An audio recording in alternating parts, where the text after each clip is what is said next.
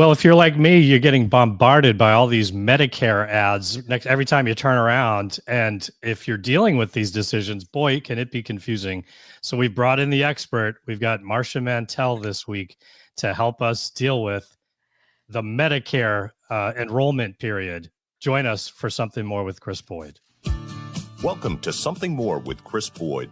Chris Boyd is a certified financial planner practitioner and senior vice president financial advisor at Wealth Enhancement Group, one of the nation's largest registered investment advisors. We call it Something More because we'd like to talk not only about those important dollar and cents issues, but also the quality of life issues that make the money matters matter.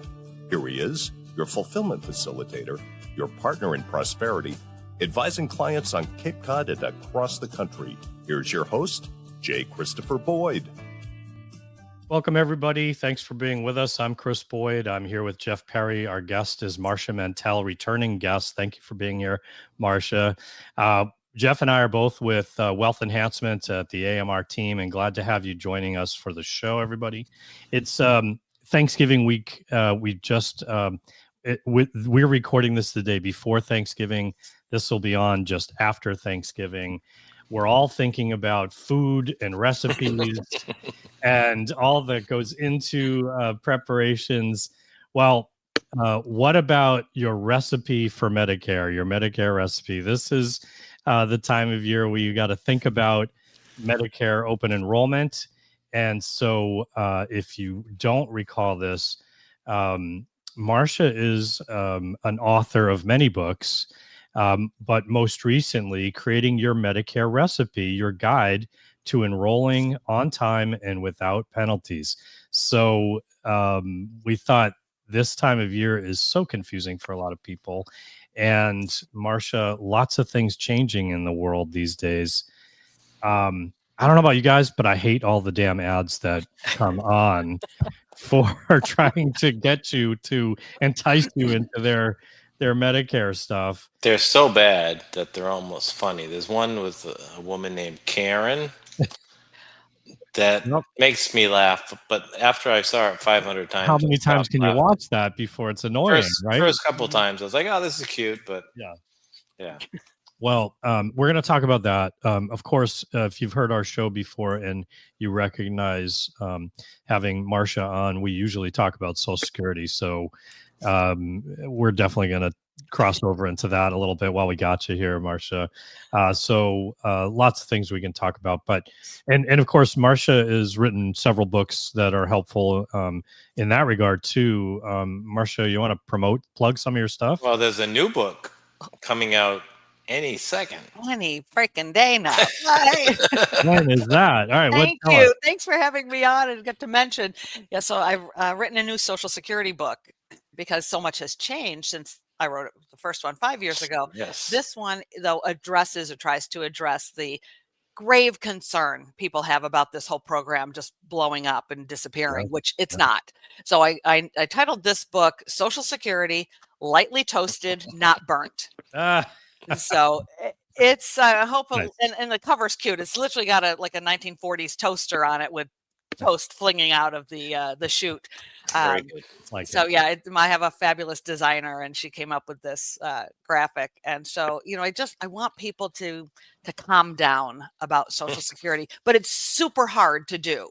Yeah, with all of the if they don't do something about it, it's frustrating. Let's get to it. The sooner the better. But the sooner the better was 20 years ago. Exactly. That's why I think all of us, younger boomers and the up and coming Gen Xers, we're mad.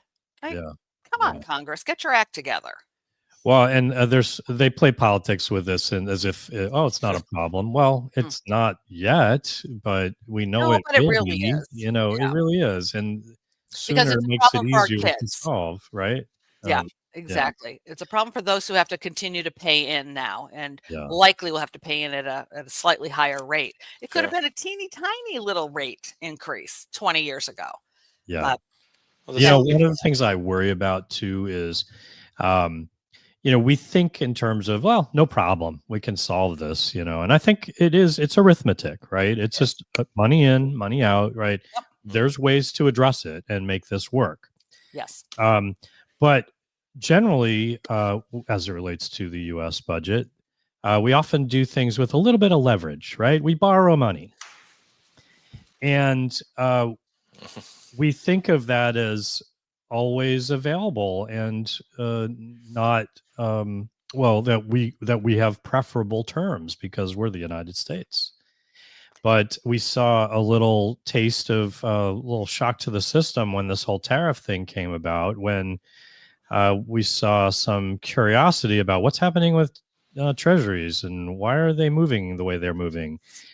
And so it starts me thinking, well, we assume we can do all this the way we'd like to, but there's some unknowns in the future. Whether it's the Social Security, Medicare shortfalls that we deal with, need to be dealt with, or our growing debt deficit problems. Those also need some attention. Yes, please. Yeah, the added wrinkle with Social Security is it is a law. It is a gigantic law. And in that law, there is zero provision to borrow. So Social Security can't just go and borrow from the Treasury, just knock on the door and say, by the way, I need a couple $1 trillion. You got a shortfall. We need some money. Exactly. Just to tide us over for another generation. We can't do that unless Congress writes a new amendment that allows for borrowing. Well, I hope that's not the only solution. Yeah. And it isn't. And actually, I don't think we really need much of that. That was what they ended up doing for 1 year back in the 1982 bridge into 1983, the last time the reserve fund went dry. And so but they didn't borrow from the Treasury. They borrowed from Social Security Disability Trust Fund. Oh. They stayed within, there are 3 trust funds. There's SSDI disability, there's Social Security OASI for us older folks, and then there's Medicare. They stayed within their neighborhood, if you will. And it was a 1-year borrow, and then we had to pay it back. So does that option still exist? Only in Congress. Because with regard to, don't they all have shortfalls at this point? Like they're pending. Disability does not. Oh, that's good to hear. Part A does, yes. Yeah. Well, it's both yay and are we approving people who are actually disabled and making sure they're getting what they need? Because the restrictions are very difficult to be eligible. Difficult. Yeah. And it takes something like 215 days to have your case reviewed and approved or denied. And there's all this lengthy process for reconsideration along the way. Yeah. I've had clients go through that. I'm sure you have lots of experience with that. But it's and it's stress filled for those people who are at the time disabled, looking to get help. It's supposed to be a social safety net, but only if we put you through an obstacle course. Well, and in all fairness, we want to prevent abuse. There are plenty of people who have tried to abuse the largesse of this safety net. You know what I mean? So it's hard to navigate that, no doubt. But let's focus on Medicare to start with, and it sounds like first off, open enrollment period. What is our date range that we need to be thinking about? We have a few more days left. December 7th, for most people, ends the annual open enrollment period. And this is for folks. Soon. Yeah, it's very soon. It's the time of year when all the seniors and anyone on Medicare have to reshop their drug plans, their Part D drug plans and their Part C Medicare Advantage plans to make sure that they're going to be available and for the best cost the following year. So that deadline is December 7th. I think, is that a Sunday this year? Let's take a look. I think it's a Sunday. It is a Sunday, yes. And it does not carry over to Monday, like December 7th, 11:59 p.m. That's your deadline. So it's soon. Sooner, is bottom line. You got to get it done even before then is what that amounts to. So you've got basically this week to deal with it. Right. Some of the choices aren't there. Did Massachusetts, where a lot of our listeners are, did they lose some options? They did. And they lost options on 3 fronts. So just to backpedal for one quick second, Part D and Part C plans are and have always been 1-year contracts. You're buying the Part D drug plan for just 1 calendar year, or Would your you Medicare mind Advantage plan. reviewing the Oh. parts before we get Oh, sure. into these? Just people Good might idea. not be clear what a Part That's C or a Part D and all that. Yes, thank you. I should have thought to do that too. We have 4 key parts to Medicare. There's Part A, which is what you're paying FICA taxes into. It covers you if you end up in the hospital when you're on Medicare. Part B is your medical insurance. You pay your doctors and outpatient services. You pay a premium every month for that. Parts A and B, you enroll one time and you never look at them again. You're done. But they don't cover all of your expenses when you're in the healthcare system in Medicare. Sort of an indemnity plan of sorts, 80-20-ish kind of. Right. For Part B, just Part B. Part A B. works differently with Okay. a deductible and then day rates if you're in the hospital or skilled nursing. But And Part B does. if you have a Part B, that's when you sometimes think about Medigap or a supplemental plan. Right, because that covers your 20%. Right. Exactly. And that's what we have in Massachusetts. We have a different structure to Medigap plans. The rest of the country, 47 states, have plans Medigap A through Medigap N, with some retired. We just have 2, Supplement 1A, which covers all of our expenses, and Core, which covers some of them. So we're a little bit differently structured, but having that Medigap exactly pays for anything you would have to pay for if you use and when you use parts A and B. So A, B, and Medigap go together as a little package. Your drugs still are not covered.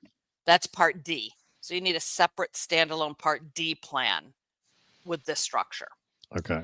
The other option, Part C, is where you enroll in Part A, enroll in Part B, and pay the premium, but then you assign all those benefits over to a private insurance company.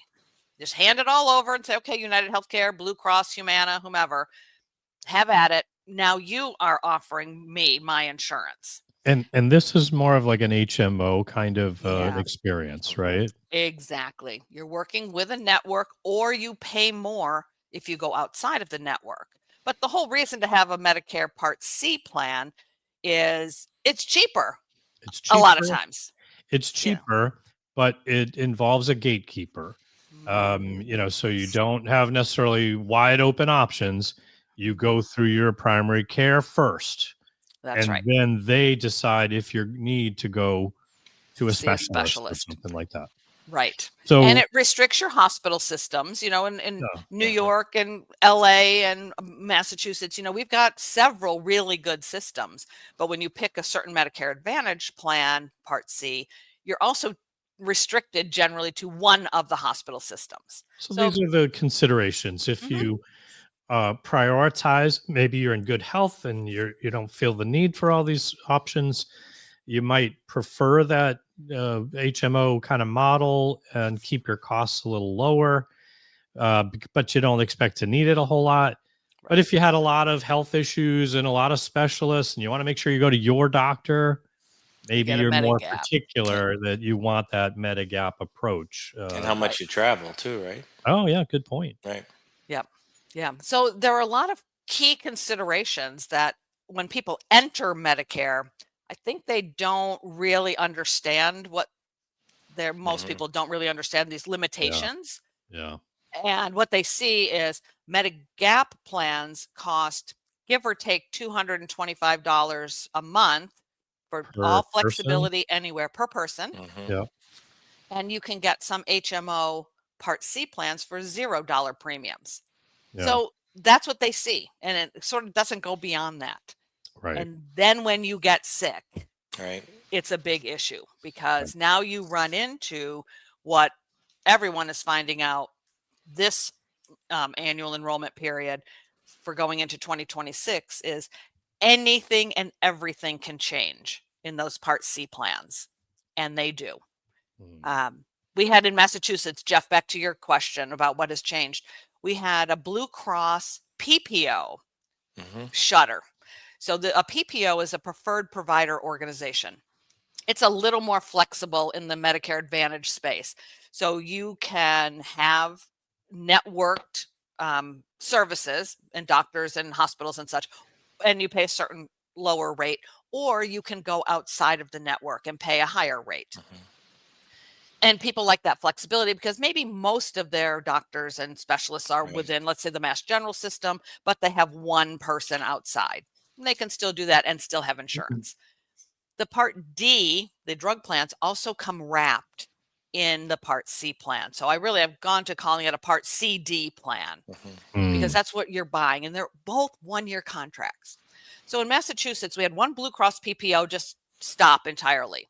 And they did inform their many thousands of residents that you're no longer going to get health insurance without changing plans next year. So that's a shock for people. Like, what do you mean my insurance is going away? Yeah.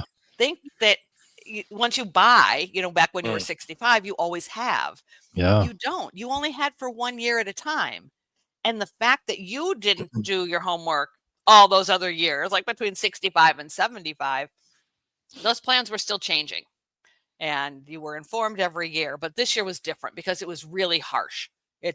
We're done with this plan. The other big thing that changed was many, many doctors and clinics and hospital systems. What word would I pick? They just no longer take certain plans entirely. So this is the plan still exists. There's a United Healthcare PPO that still exists. And it was $0 monthly premium this year. For 2026, that premium is jumping to $48 a month. Not a big change for lots of people, but that caught people's attention. And they changed the rates which they charge. So this is in Medicare Part C. It's not an 80-20. It's that the insurance company has decided how much you will pay for every single service. So your doctors might be $25. And if you are in the hospital, the first 7 days are charged at $350 a day in 2025, but they jump to $510 a day in 2026. So they change every element to using the healthcare system. That's how the Part C plans get priced. That's my out-of-pocket cost you just described? Yeah. Correct. So you are paying individually for whatever you're using all along during the year. But again, if you're not sick, you might pay $100 or $200 out of pocket. It's not a big deal. Yep. Yeah. Where it's a big deal, excuse me, is like the client I'm working with right now who was diagnosed this past February of 2025 with cancer. Boy. As many older people will be. She had that PPO plan that is, again, still staying, but changing its pricing. But more importantly, her oncologists are no longer in the network. Oh, boy. Yeah. So it change the cost structure considerably. As in, they're not even taking patients any longer if they don't have a different insurance. So we did the mad scramble, right? We did it several weeks ago. Open enrollment started October 15th. So fortunately, we got together very early in the open enrollment 7-week window. And she's all set. In fact, switching from Medicare Advantage to Medigap so that she can go anywhere she needs to. Because when you have cancer, you don't know what you're going to need. Yeah. And so it is one of the things that's great today that hasn't always been the case is that opportunity to change carriers without having proof of insurability or whatever, pre-existing conditions. Pre-existing conditions and all that. That's a Massachusetts gift. Yeah. Let me tell you, there are only 4 states. I know that people argue, is that really insurance and all that? But for consumers, it is hugely consequential that you have that flexibility someone who has a health condition can reassess which coverage is better for me under these circumstances to go to the doctors I want to go to. Right. Because you really, not that I'm a doctor here, but I just really don't think you should be changing your oncologist, midway through your treatments. No. That doesn't seem to be a prudent good thing plan. to do. Yeah. But you would have to. I mean, you can't afford. I did ask her. It was interesting. I don't know these people when I first start working with them. And I said, do you happen to know, have you paid anything out of pocket yet this year? And she was great. She just, told me whatever I wanted to know. It's like, well, I paid well over $10,000 so far this year. Oof. Yeah, of her real money. Yeah. Where for a Medigap, had she had that in place, it would have been $212 a month times 12, whatever that math works to. Yeah. And so it's really hard to put this burden on anyone, but certainly as we get older. And then in 46 states to not allow you to just switch from, you start with Medicare Advantage, then you get cancer and you want to change to Medigap. You can't do that in almost any other state. So we're really lucky here in You can't do that even at the annual enrollment? No, you cannot. That's not a without permanent medical. decision? I call it a 30-year decision. I guess I'm stuck in the Massachusetts rules in my head. Yeah. You are. So it's only Massachusetts, New York, Connecticut, and Maine that allow, it's called continuous open enrollment, which means you can start with one plan, then switch to another, or start with one insurance company and switch to another. I got an email recently last week from a client in Illinois, and they wanted to know, could they just switch from United Healthcare Medigap in Illinois, they have a Plan G, to Blue Cross, because they're not super happy with United Healthcare. They're not moving or anything. They're just staying put. They're unhappy with United Healthcare because of all the issues that company's been having. Couldn't they just switch over to Blue Cross? And the answer is no, they cannot. Same Plan G. It has to cover the exact same benefits. It has to work the exact same way. But in Illinois, as with 46 other states, you cannot do that without medical underwriting. Now, if they're healthy, maybe they should try it, and let's see if they can move. And that's what I said. You certainly can give it a go, but you can't just do what we can do in Massachusetts. That's huge. I didn't realize that it was the case in other states as you described. Yeah. And it's a really big deal because, you don't switch plans when you're healthy. From 65 to 75, everything's gone great, right? You're not thinking about it, right? No, you're really not. It's hard enough to get people to think about their drug plans and figure out which drugs are covered year to year to year, because they're not all covered over time. Yeah. Right. Exactly. So that makes it increasingly difficult when you've got to then throw in your doctors and your health conditions. And will they allow you to switch from a Medicare Part C to a Medigap, but they'll hold out a 6-month window. Pre-existing conditions won't cover them for 6 months. Wow. Well, if you're in the middle of cancer treatments, that is not helpful. That doesn't help. Yeah. That's a big pre-existing condition. Yeah. What was the deal with the Affordable Care Act? I thought that gave some eligibility in this regard. Is that not? Not when you're 65 and older. Isn't that the Affordable Care Act? Yeah, it's really interesting. So picture a brick wall, right? You got a brick wall and you're running towards it all the while you're not 65, and then you slam into it when you turn 65. Yeah. You go, oh my God, all the rules that I knew are no longer apply because now I'm in Medicare land. Yeah. So what if you move? I know moving like out of state is a event, right? That qualifies. A guarantee issue event. Yeah. Okay. Are there other things that are guaranteed issues? Yes. It's when the company shuts down your plan. Oh, that's a good one. Yeah. That's the big one. And you never see that. I shouldn't say never. We've never seen it to date in Medigap. Medigap plans don't shut down. Not that they couldn't, I suppose, but they don't.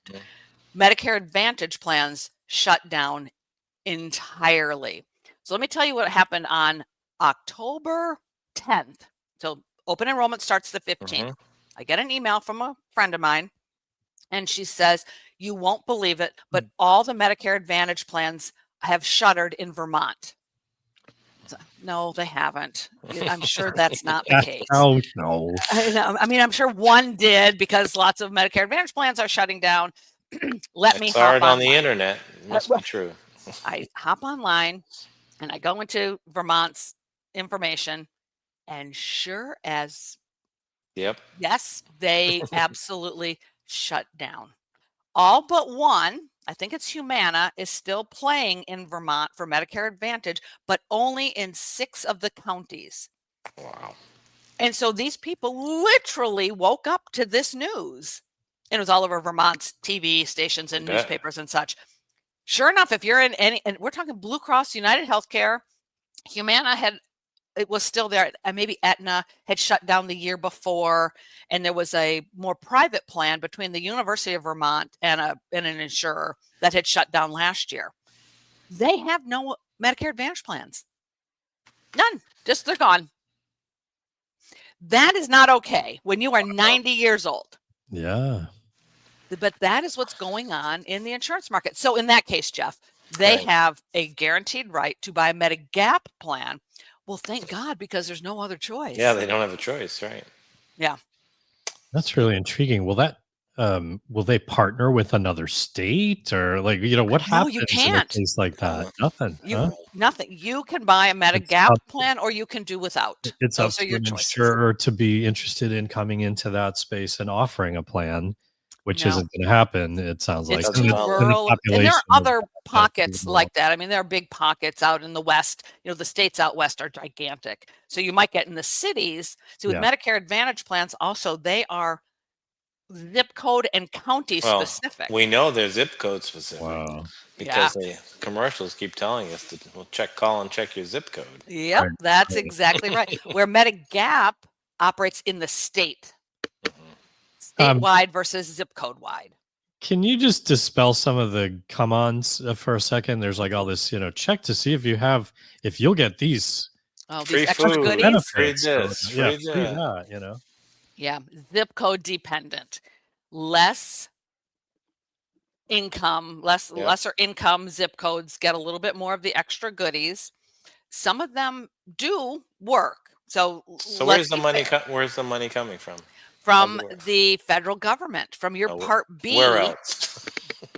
So all the folks in Medicare Part C plans have to pay their Part B premium, including IRMA, that goes to the federal government. Then the federal government pays a per capita fee to the insurance companies. And there's an arrangement that the insurance companies must spend, and I think it's 85% of those monies coming from the federal government. They must spend them on the members, the people who have Part C plans for the medical side. So they don't always need to use all that money to pay the doctors and the hospital systems, because they've quashed that rate that they're paying. So then they can offer these extra goodies: dental, cost sharing, $150 towards your eyeglasses once a year. Maybe you pay up to $700 per hearing aid. So there's a little bit. And then there's these food cards or drug cards, OTC, over-the-counter cards, that have been popular lately. And they only issue them every quarter, but you might get $60 towards groceries or I just call it CVS, but any of the drug stores. And you might get that. But they can take them away too. So interesting. I was telling you guys, I'm out in Minnesota. My kids live in Minneapolis, and we're here for Thanksgiving and for the big Gopher Badger game on Saturday, when it will be snowing also. I woke up to news here yesterday in Minneapolis that Blue Cross took away, and they just announced it 2 days ago. So not before open enrollment started, but 2 days ago, they announced Blue Cross in some of the counties are getting rid of their Silver Sneakers reimbursement. That's the Silver Sneakers is a gym program. You go to a lot of the YMCAs and a lot of other gyms. Sure. And, when you're older and trying to stay in shape and trying to prevent illness, going to the gym is a good thing. Right. Well, fair they didn't do it at the beginning of enrollment. Exactly. So it's bad enough that they're taking away probably the most popular extra goodie, and they're stripping it away, and they just announced it. So you can imagine there's some outrage here amongst the 80 plus contingency. It's like, you got to be kidding me, because now they only have 10 days left to decide what they're going to do. And it's like, that just, I get the P&L piece. I worked in a big corporate structure as well for years. It's all about the revenue and the profits. I got it. Of course. But tell the people in advance. You knew this before yesterday. You It really wasn't just in the works. Yeah. It was like Exactly. since October or whatever. Yeah. Right. Yeah. So it's this anything can change. Hmm. And this is what people don't understand who have Medicare Advantage plans. And it pains me because it is our oldest Americans who just thought they had health care, right? I mean, it just get sick and go to the doctor. No, that's not how it works. Yeah, I mean, I guess Jeff and I are like, wow, I learned a lot. Didn't realize this. I always learn a lot Yeah. when she's our guest. I feel the same thanks. way. It's you have to really get in the weeds, and this is not something that a lot of people want to do. So we do really take advantage in not in a bad way. I mean, it's a good thing that we have, the brokers and the agent, the Medicare agencies, a lot of them, not the ones a lot that you're seeing on TV. Call this 800 number and check your zip code. Not those people. Yeah. These are for right.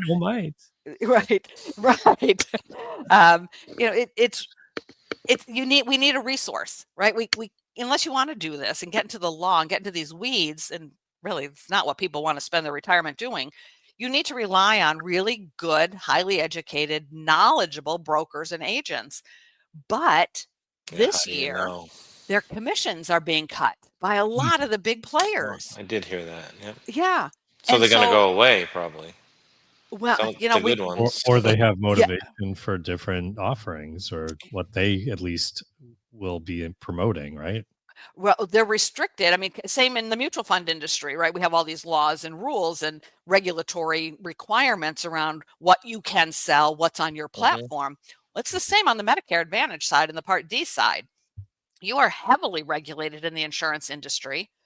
And if a company is no longer paying you, the broker or his oversight, the general broker or the agency, to distribute those products, they're not on the platform. Yeah, right. And you can't be the agent of record. So you can't sell them. The WellCare is a good example. I happen to like WellCare. They're a Part D plan. I like them a lot because they have $0 monthly premiums in most states, not Massachusetts, but most of the other states, they continue to $0 premium. And so that's really good for a consumer. And their drug prices for generic drugs and tier 2 drugs are really good. But the brokers are no longer getting commissions, so they can't show you that as an option. What the good brokers do is they do tell you there are other lower cost options if you go to the Medicare Plan Finder. In other words, there's a do-it-yourself lane. Yeah. But that's not right. And they still need to make a living too, right? I mean, they're not going to be in business if they can't sell some products. They might tell their mother that, but they're not going to tell whoever called. Well, so really, what's the solution to that, though? Do they consult someone like you, Marcia, to get insight? They do, but I charge an hourly fee, and some people don't like that because when you work with a broker, it's the insurance companies paying the broker. Yeah, I don't sell anything, so I don't have a commission lane, so I charge a fee. So some people, are comfortable with that, and they're happy to come and chat with me. But you also have a free resource called SHIP, the State Health Insurance Assistance Providers or something. And in Massachusetts, that's also called Shine. Shine, right? Florida, it's called Shine. In California, it's High Cap. It will have a different name, but we all start with SHIP Help. SHIP like a boat, SHIP. SHIPhelp.org gets you to the landing page. You pick your state, and then it will show you what your group is called. And that's no cost. You're a fan of these? Do you think they do a good job helping people navigate this? Yeah, they do, because they're a troop of volunteers, mostly older folks. There are a few paid folks in each state government, and this is by the Medicare law. We have to have this helpful service available to the seniors. But, it's a volunteer troop. So some are better trained than others, but they're all unbiased. They present to you the same that I do, everything that's a possibility in your zip code, and can walk you through different advantages and disadvantages of the different types of plans. I rely on them heavily.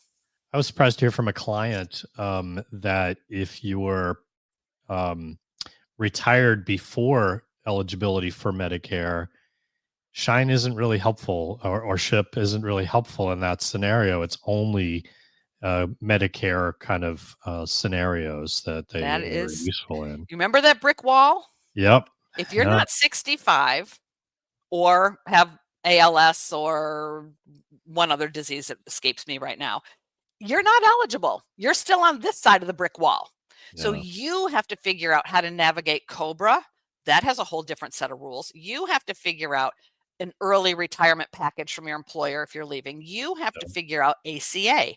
Yeah. Basically, if we go back about 12, 15 years ago, there was a big effort underway to have consumer-driven healthcare. This is it. The consumers have to get in the game. And it's really, I liken it to when we moved as an industry in the 80s. So it's a little longer ago. We moved from pension plans to 401ks. That's consumer-driven retirement savings. You know, and it built a whole industry for us, right? I mean, Yeah. look at all of us, right? Right. Right. We had a whole lot of accumulation strategies and investing and such to build on. The same thing is happening in healthcare.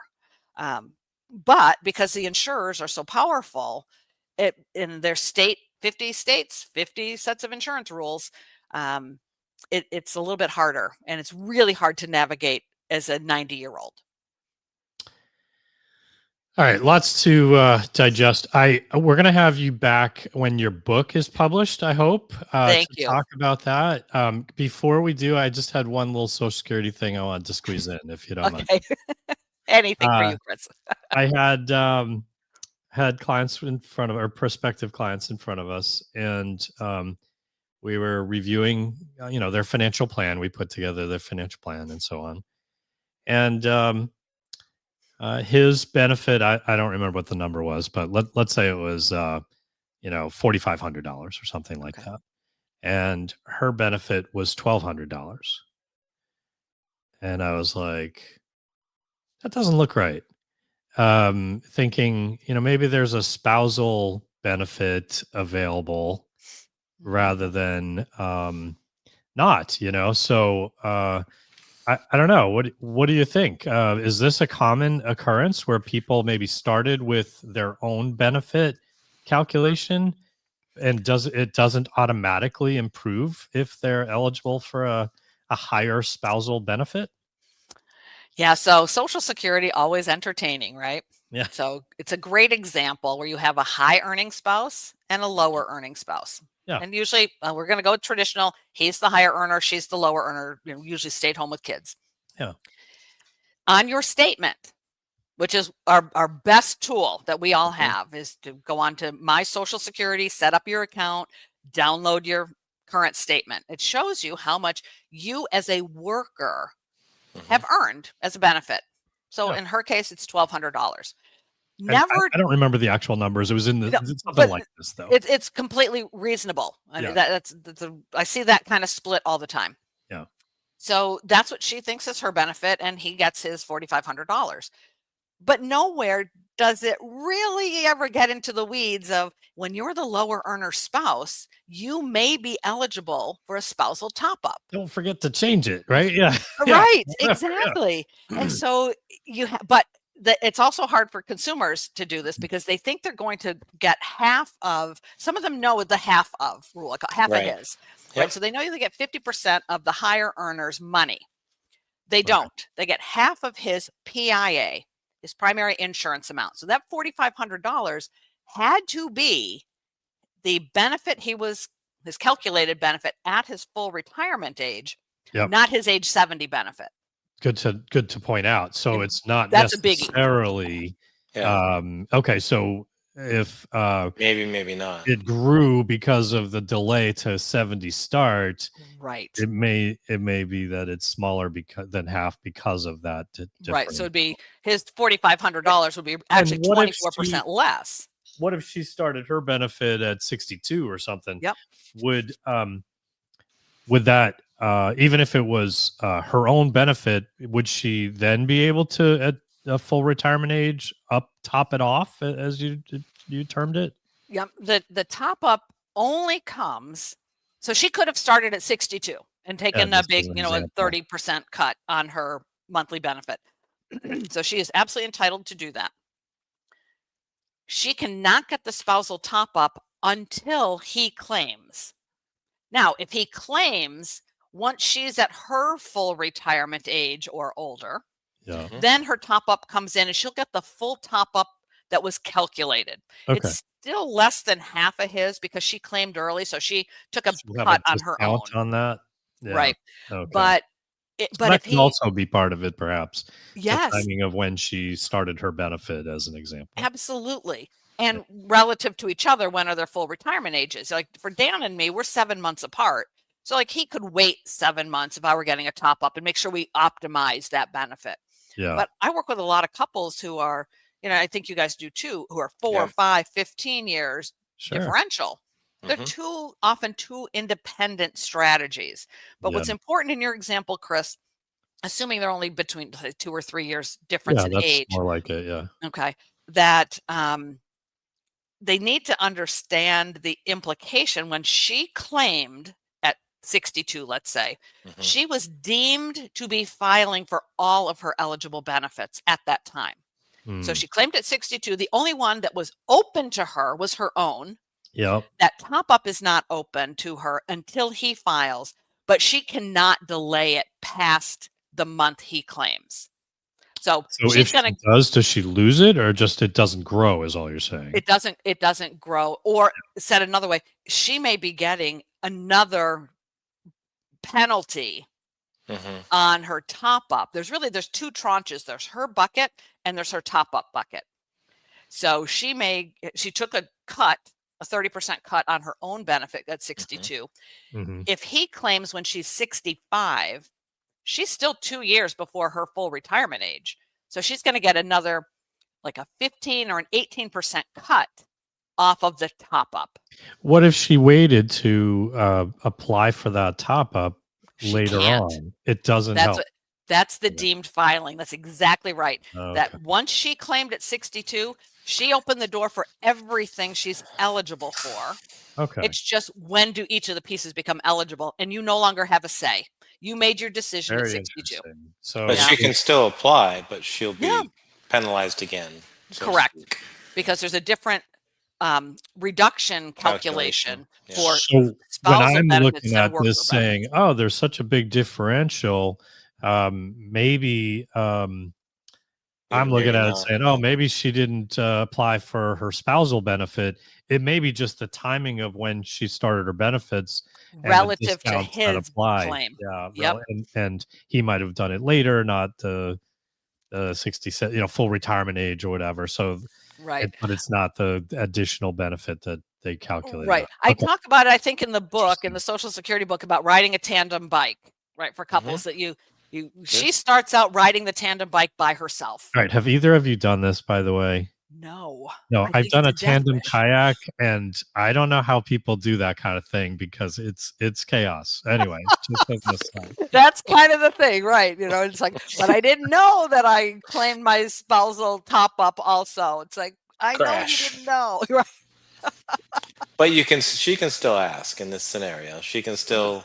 Yeah, so they're inquiring with Social Security to see if there's any additional benefit available.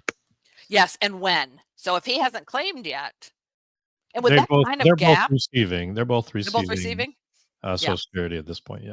Yeah. So she should get. I mean, even if his was, let's use a simple number that I can do. If his PIA was $3,000 and she's receiving $1,200 over here, she still had a $300 spousal top up available to her in part or in full. So she still should have been getting something more. There you go, something more. And it's also fun to use the term PIA on the show without getting in trouble. You know what I mean? Isn't it? Yeah. Always informative, always fun. Thank you so much. I think these are the kind of things that clients, our listeners, learn so much from, benefit from your expertise. And I will say, as much as we deal with these kind of issues all the time, we still learn all things from you as well. Every time. I'm so glad. Well, thank you for inviting me back. I love talking with you guys. You always have the best questions. So thank you. Thank you. Let Let's promote. let us know in the book, right? Yeah. Oh, yes. You're on my list to send you a copy. So it literally, the EPUB came over yesterday for approval. So excellent. So you're going to be back soon. Marcia, Okay. tell everyone a couple things. One, your website, you have a newsletter people can sign up for and learn a great deal from. And of course, as we said, you have books and been on other podcasts, lots to learn from Marcia. So people may want to check out your resources on your website. Additionally, if you have a really complex, unusual Social Security situation, Medicare situation, obviously you can tell there's people we turn to when there's complexity in these situations. Marcia's one of the experts you want to know, and if you have that kind of need, she'd be a great resource. So in any case, share all your information, Marcia, and tell everyone how they can benefit. Sure. So you can go to my business website is mantelretirementconsulting.com. Sorry, it's long, but yeah, Mantel Retirement Consulting. And then I also have a lot of free resources on my blog, which is boomerretirementbriefs.com. So you'll find worksheets in there, checklists for Social Security, and other information. And Part D and open enrollment info is the lead story right now for open enrollment ending December 7th. Take advantage of all these great resources and benefit from all that Marcia offers. Thanks for being with us. And until next time, everybody, keep striving for something more. Thank you for listening to Something More with Chris Boyd. Call us for help, whether it's for financial planning or portfolio management, insurance concerns, or those quality of life issues that make the money matters matter. Whatever's on your mind, visit us at somethingmorewithchrisboyd.com or call us toll free at 866-771-8901. Or send us your questions to amr-info@wealthenhancement.com. You're listening to Something More with Chris Boyd Financial Talk Show. Wealth Enhancement Advisory Services and J. Christopher Boyd provide investment advice on an individual basis to clients only. Proper advice depends on a complete analysis of all facts and circumstances. The information given on this program is general financial comments and cannot be relied upon as pertaining to your specific situation. Wealth Enhancement Group cannot guarantee that using the information from this show will generate profits or ensure freedom from loss. Listeners should consult their own financial advisors or conduct their own due diligence before making any financial decisions.